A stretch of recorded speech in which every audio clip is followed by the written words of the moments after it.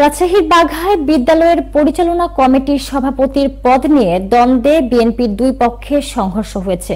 রবিবার বেলা 11:30টার দিকে উপজেলার আরপাড়া উচ্চ বিদ্যালয়ে এই সংঘর্ষে উভয় পক্ষের অন্তত 7 জন আহত হয়েছেন।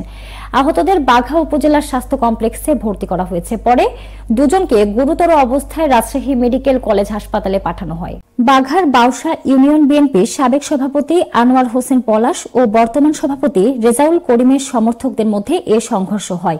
এদের মধ্যে রেজাউল করিম রাজশাহী জেলা বিএনপির আহ্বায়ক আবু সাইদ চাঁদ এবং আনোয়ার হোসেন পলাশ জেলা বিএনপির সাবেক যুগ্ম আহ্বায়ক আনোয়ার হোসেনের উজ্জ্বলের অনুসারী।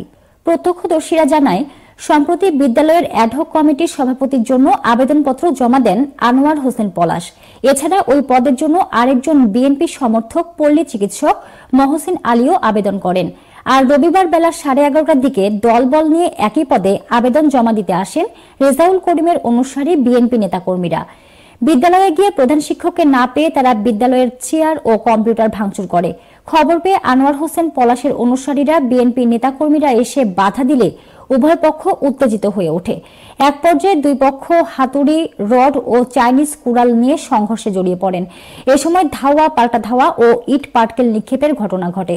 এতে উভয় পক্ষের লোকজন আহত হয়। উপজেলা স্বাস্থ্য কমপ্লেক্সের জরুরি বিভাগের চিকিৎসক মাকসুদুল হক জানান, 7 জনকে স্বাস্থ্য কমপ্লেক্সে নিয়ে আসা হয়। এদের মধ্যে গুরুতর আহত মানিক হোসেন ও রফিকুল ইসলামকে রাজশাহী মেডিকেল কলেজ হাসপাতালে পাঠানো হয়েছে। তারা মাথায় আঘাত পেয়েছেন। বাউসা ইউনিয়ন বিএনপির সাধারণ সম্পাদক নাসির উদ্দিন বলেন, তারা ওয়ালিউর রহমান বকুলের পক্ষে সভাপতির পদে আবেদনপত্র জমা দিতে যান।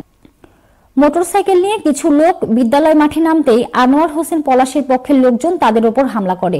তাদের সঙ্গে থাকা আরো লোকজন একত্রিত হয়ে পাল্টা আক্রমণ করলে সংঘর্ষ বাধে। তিনি বলেন, পরে আমাদের লোকজন নিয়ে চলে আসি, তবে বিদ্যালয়ের ভাঙচুরের অভিযোগ অস্বীকার করেন তিনি।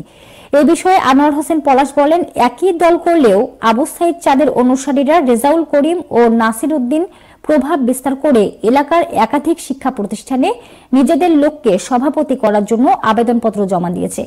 একইভাবে তার বাবার প্রতিষ্ঠিত বিদ্যালয়েও প্রভাব বিস্তার করে ওয়ালিউর রহমানকে সভাপতি করার জন্য তার পক্ষে আবেদন জমা দিতে আসে। তাদের অধ্যত্বপূর্ণ আচরণের কারণে সংঘর্ষ বেঁধেছে।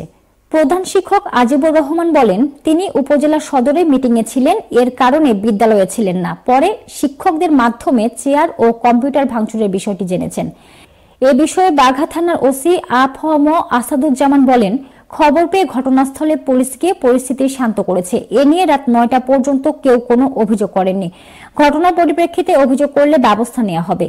উপজেলা বিএনপির আহ্বায়ক কমিটির সদস্য সচিব আশরাফ আলী মলিন বলেন, বড় দল হিসেবে গ্রুপিং থাকবেই, তবে অনাকাঙ্ক্ষিত ঘটনা কারোর জন্যই কাম্য নয়।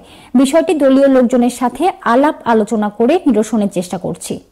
রাজশাহী মেট্রোপলিটন পুলিশের থানা ও ডিবি পুলিশের অভিযানে আওয়ামী লীগ কর্মী সহ বিভিন্ন অপরাধের অভিযোগে মোট 13 জনকে আটক করা হয়েছে।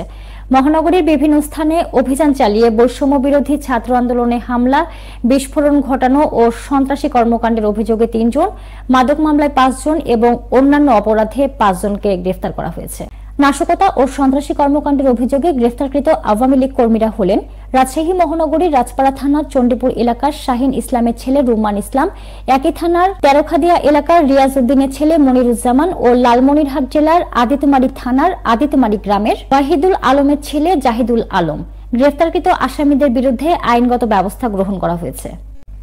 গাইবান্ধার গোবিন্দগঞ্জের আদিবাসী পল্লীতে সন্ত্রাসী হামলা, বসতবাড়িতে অগ্নিসংযোগ ও ফিলোমিনা হাসদাকে নির্যাতনকারীদের গ্রেফতার ও বিচারের দাবিতে মানববন্ধন করেছে Rajshahi human rights defenders forum. সোমবার সকাল 11টায় নগরী 0 পয়েন্টে সংগঠনটির ব্যানারে মানববন্ধনের আয়োজন করা হয়। এ সময় মানববন্ধনকারীরা গোবিন্দগঞ্জের রাজাহার ইউনিয়নের চেয়ারম্যান রফিকুল ইসলামের বিরুদ্ধে এ হামলার অভিযোগ তোলেন। ফিলোমিনা হাসদার ছেলে ব্রিটিশ সরেন জানান, গত 3 জানুয়ারি গোবিন্দগঞ্জে আদিবাসীদের জমি দখল করে মাটি ভরাট করার সময় বাধা দিলে চেয়ারম্যান রফিকুল ইসলাম ও তার লোকজন দ্বারা ফিলোমিন হাসদাকে নিকোলাস মুঠু সহ বর্তমানে ফিলোমিনা হাসদা জখম হয়ে শহীদ নিয়তির রহমান শ্যাডিডডেল কলেজ বগুড়াতে ভর্তি রয়েছেন। মানববন্ধনে বক্তব্য রাখেন জাতীয় আদিবাসী পরিষদ কেন্দ্রীয় কমিটির সাধারণ সম্পাদক গণেশ মারান্ডি, সাংগঠনিক সম্পাদক বিমল চন্দ্র রাজওয়ার, বীর মুক্তিযোদ্ধা মোহাম্মদ শাহজাহান আলী বরজাহান, আন্দ্রিয়াস বিশ্বাস, শান্তা বিশ্বাস সহ আরো অনেকেই। রাজশাহী বিশ্ববিদ্যালয়ের শিক্ষক, কর্মকর্তা ও কর্মচারীদের প্রাতিষ্ঠানিক সুবিধা বাতিলের প্রতিবাদে মানববন্ধন অনুষ্ঠিত হয়েছে। কর্মকর্তা, সহায়ক কর্মচারী, সাধারণ কর্মচারী, পরিবহন কর্মচারী সমিতির ব্যানারে সোমবার রাবির প্যারিস রোডে বেলা 11টা থেকে 12টা পর্যন্ত ঘণ্টাব্যাপী এই মানববন্ধনের আয়োজন করা হয়। মানববন্ধনে বক্তারা ভর্তি পরীক্ষায় পোষ্য কোটা বহালের দাবি জানিয়ে বলেন, সারা দেশের বিভিন্ন বিশ্ববিদ্যালয়ে পোষ্য কোটা বহাল রয়েছে।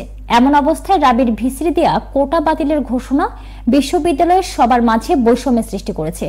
দাবি আদায়ের স্বার্থে আগামীতে কর্মবিরতি সহ কঠোর আন্দোলনের হুঁশিয়ারি দেন বক্তারা। এর আগে রাবির শিক্ষার্থীদের আন্দোলনের মুখে গত 2 জানুয়ারি রাতে পোষ্য কোটা বাতিলের ঘোষণা দেন রাবি ভিসি।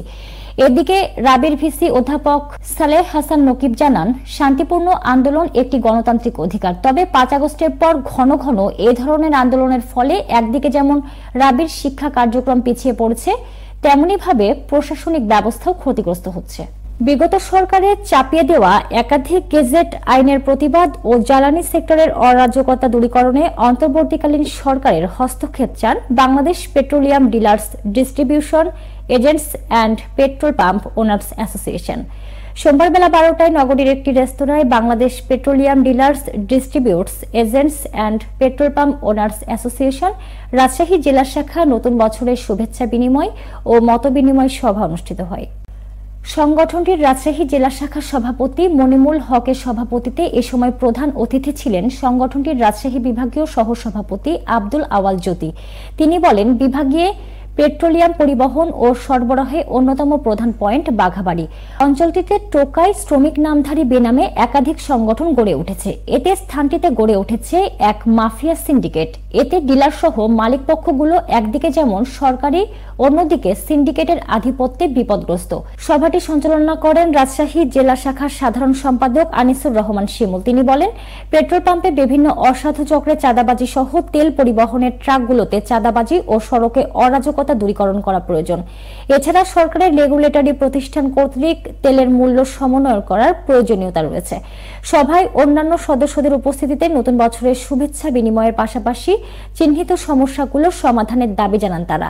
এ সময় উপস্থিত ছিলেন Bangladesh petroleum dealers distributors agents and petrol pumps owners association Rajshahi জেলা শাখার যুগ্ম সাধারণ সম্পাদক মোখলেসুর রহমান, কোষাধ্যক্ষ আমিনুল ইসলাম আমিন সহ অন্যান্যরা।